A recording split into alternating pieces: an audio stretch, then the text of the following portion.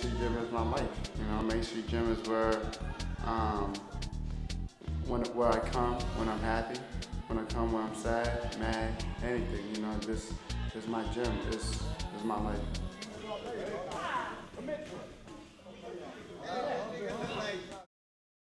The streets have a very strong magnetic pull on these kids, and I just decided that we have to have a magnet in the opposite direction pulling the other way.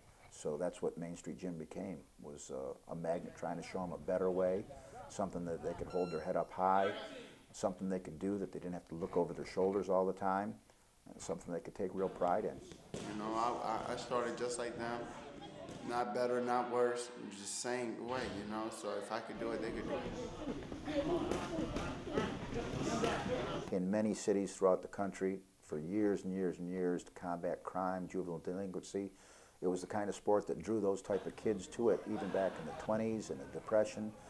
You look at all the old stories of old boxers, most of them were kids that were in trouble. I think I had an attitude problem, so I decided I needed some discipline, so I came to Main Street for discipline and to put my fighting abilities elsewhere. Getting away from the house, getting away from the bad environment that they're in. Some of the times, man, those kids want to just freaking sleep in the gym. We've also, you know, taken a lot of kids off the street, and we've also changed a lot of lives, and we've turned out some good kids from here.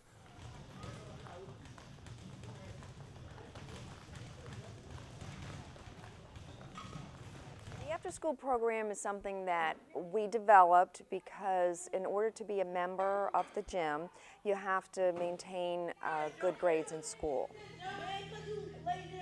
I got plan A and plan B.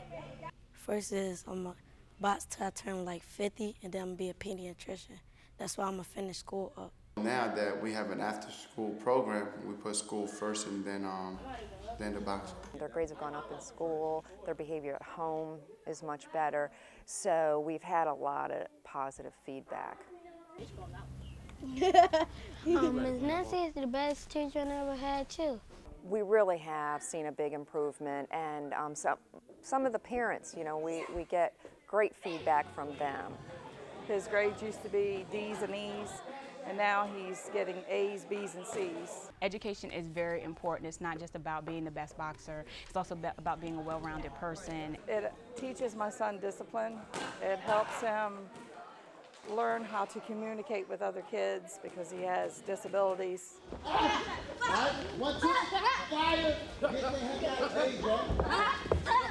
Safety in any sport, as far as I'm concerned, really comes from the person running that program. I constantly tell him, remind him he has to keep his face covered and his head covered with his gloves and his hands at all times, which Coach Hal and all the other coaches teach him as well.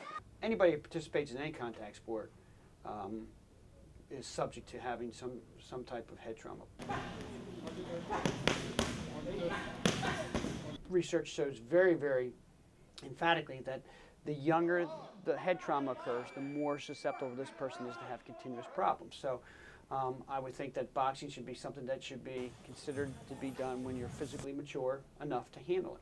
From 6 to 8, they actually work out. They have like a warm-up that they go through where they're running and doing different exercises to help keep them nice and limber and not get injured. And then they actually either spar, they do speed bags or different things. And then of course they have the cool down to help cool down their muscles. So of course, again, not to prevent injury.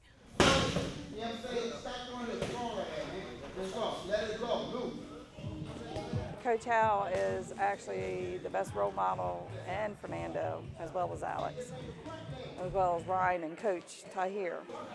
They're all the best role models my son could ever have. Sure. If I need help or anything, I just call him for anything. He will be there for me. You know, that's not his job, but see, we got more than just a boxer and a coach. You know what I mean? We got more than that. He tell everybody don't give up, and he's just a good guy. I like what he do for me because like that I keep learning and learning. And then when I got it, I can box.